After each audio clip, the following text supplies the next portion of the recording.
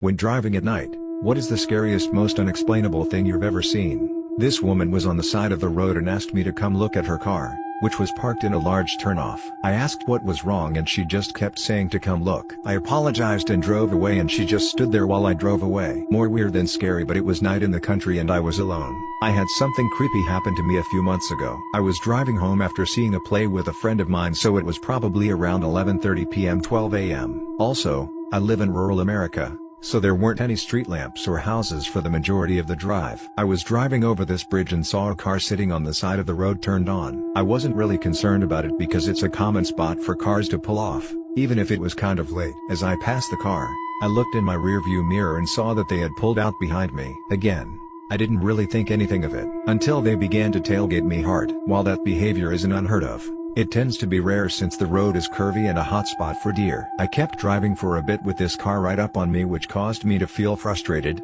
confused, and strangely paranoid. Then, the car's headlights went out abruptly while I was nearing the end of a stretch of road surrounded completely by forest. This made me freak the F out because it was still super close behind me. Then, the car sped up and went around me, but almost immediately slowed down to a standstill in front of me. At this point I was so afraid, so I sped up, went around the car, and drove way too fast to get home and then sprinted inside and locked the door. I didn't notice the car around my house, but I still feel worrisome about the entire ordeal and wish I knew why someone would drive like that.